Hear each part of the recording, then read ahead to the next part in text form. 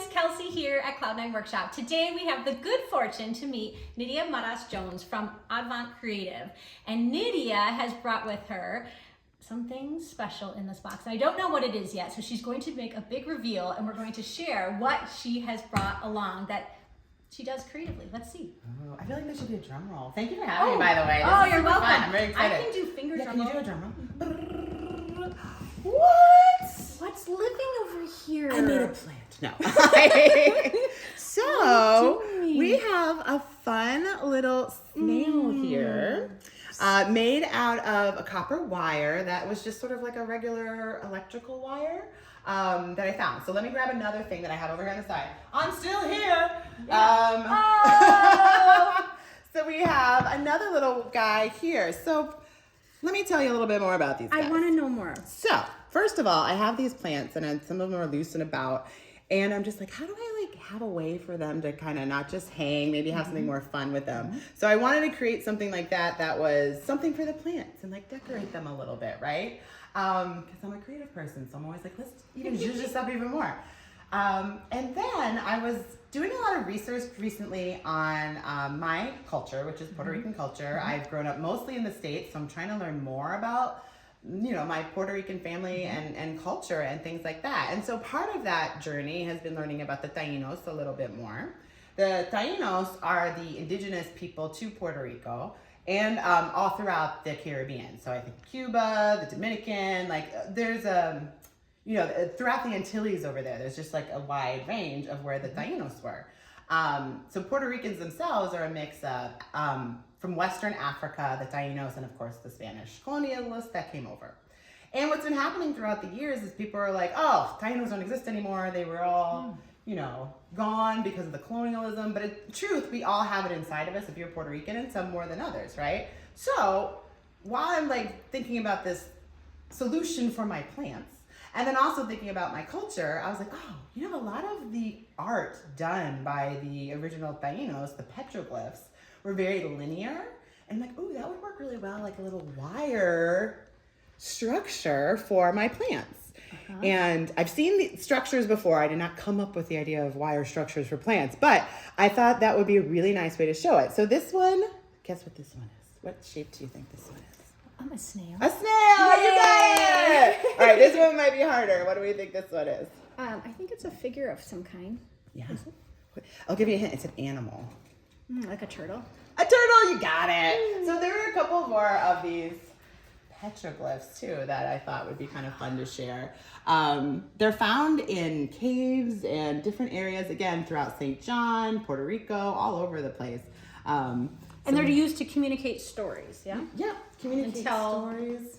And a lot of things you're not sure. There's an assumption that's a baby. Right, that was my question too. How certain are we that this is what they are? And that's what the intended meaning is. Right, it's something that's still being explored, and I think been overlooked a little bit through history. So I think there's a lot more interest in learning about where these petroglyphs come from, and why they did them, why did they do them, where they wrote them. Things like that. So when did you start creating your wire sculptures? A few years ago, a month ago? Yesterday. No, just kidding. Did your homework last night. I did my homework at the last minute like I always do. Actually, I was kind of experimenting a little bit. We had this random wire in our basement, and I was like, let me just play around with this a little bit. And then I started, it was just really playing with shape. And then I was like, oh, there's a purpose for it with this. And then the idea for doing the shapes with the Puerto Rican and Taíno theme actually came a little bit after we talked, when she first told me about this fun experience. And I was like, oh, I could really combine sort of what I've been doing lately for the past couple months, doing more research in depth about my family in particular, and bring that culture into this. So it's been little drips and drops of me playing with this for a long time. It's not a lot of me sitting down and being like, I think that's let me great. do that, yeah. Yeah, and so when do you, is this something you do kick back and do after work? Is this something you're drawn to do on the weekends? When are you inspired to do it?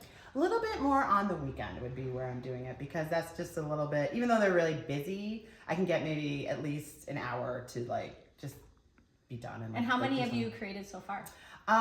There was one other one that I created that there's a couple little experiments. We'll call them. Fair. I'm so glad you're bringing it up, because we can often show the beautiful end products, but we're not showing what came before. Right, exactly. And it's a journey. And I think what I also appreciate about this is that you're sitting with who you are and you're drawing forth some of that into your work, and you're seeing like, what does this mean to me? What are these, how do I relate to this culture and this history, and how can I sort of make that who I am and have that talk to me again? Like it's this constant conversation with who we are, where we come from, and who we want to be, and how that sits with us. And I think through art, that is a great way to have that conversation, because it's not always done in words. You know, it's something that you can do through images. Maybe it's something you're not even conscious of at the time. And I think to sit with that and allow yourself that freedom to play, as you were talking about, is so important and so fun. And I think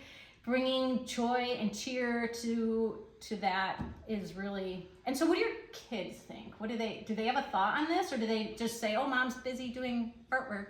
Or does anyone have a thought yet? Or they're 11 and 13. They're not really. So you're not in the room. Huh? All that. Honestly, I'm in. You're in the room, but not really. I'm in my office room, number one, and they're in the other parts of the house. And so, you know, they don't have a lot of curiosity right now about this part of their culture, but you know, they don't have a lot of curiosity about their parents right now. But I think it's nice that it's there. Yes. Yeah. I would agree. I think even though it's not at the forefront and talked about, it's in there. Yeah. And it's being seen and honored to say, like, look, my mom likes to play. And so that means it's not just for this part of my life, it's for a forever part. I love that. And you brought the wire. Can I see what it looks like in the form? I initially had some wires in my house, and then I was like, well, that's not quite what I want. I needed something sturdier. I needed something. Is it easy to bend? No. Oh, it's not. So she has tools. So this one was easier to bend. It's a threaded one, so it has a bunch of little thin threads that are then wrapped with that plastic. And then this one was definitely harder because it is just a very thick copper wire. It was funny going to Lowe's and it's like actual electrical, and I'm like, I just need something pretty. Like, what's gonna be pretty? I might actually spray paint this one. I don't know, to cover it up, but it's fine for now. But this one was very, very hard, and that's why it's a simpler. I think they're great. Little swirl shape. But it actually, I was really, when I was first experimenting, really worried about the flat. You know, sometimes you're trying to bend something and it's like flat instead. So I think that would be interesting if you could flatten some of it, so you have some flat areas. That might be fun. All right, can I show you what I brought? Yeah. Okay. Ta-da! So this is not a current piece that I've made. This is a piece from yesterday. It's a book, and I made everything. I made the paper, I made the book itself, and it was a book that I made actually in college, so just a few years ago, where I took a paper making class, and then I think it evolved into a book making class, where I sewed all of the papers inside together for signature. Wow. And I made the papers, and this book was actually I gave to my mom. And she passed about 20 plus years ago. So it's been some time, so we've had this book for a long time. But also in making this book, it was during a time when she was really sick, and I had this paper making class, and I didn't really realize at the time, like that's one of those things where you're making it, you're not realizing how important therapeutic this really is until maybe years later. You're like, that may have really helped me get through. Like it's something about that water, it's something about that motion, it's something about that repetition. I think that's really very soothing and very calming. And for me, that semester working in paper was just, I'll never forget that semester for many reasons, but also because it was just a very soothing time where I could sit with this and think or not think. And so I made all of these papers, and then I formed it into this book, and I love bookmaking. I haven't made a lot of books in this style since. I would love to get back to that, but I think making it from scraps and found pieces and then forming this book was a really fun process. And the fact, I think too, that you give these things to people that you love and care about, no matter how old you are, parents they'll receive thanks honey, you made that for me. But it's taken with love. And so when you show and you make things for other people, I think it's sharing something of yourself and with a lot of heart. So that's what I've brought with us today. Nydia, I had a couple short questions, just little ones. So one question I had, just to kind of wrap things up, was what is it like, can you describe like when you're going to go make something, it could be this project or something else, how do you get into your groove? Like how do you get into your flow? That's the hardest part. Honestly, I'm a very busy person. I have a lot going on at all times. So to carve out that time to get into flow, first I have to procrastinate for like an hour. And then Fair, that's interesting, yeah.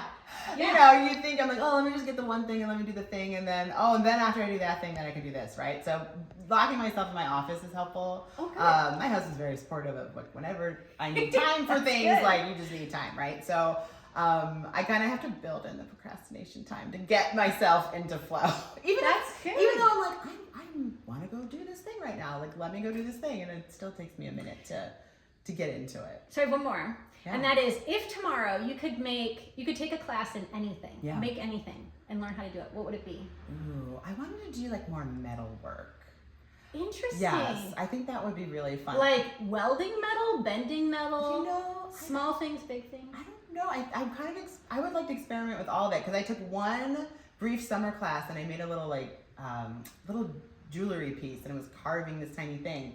But I kind of want to be like also a big blowtorch and see what happens. Yeah, love So this. I think it'd be really fun to experiment. Maybe it's because I love jewelry so much and I just want to make more jewelry for myself. Yeah, but just play with something that I'm totally unfamiliar with. That's a good plan. Yeah. I love it. Yeah. That's so good. Nydia, thank you so much for joining us, and we'll see you next time.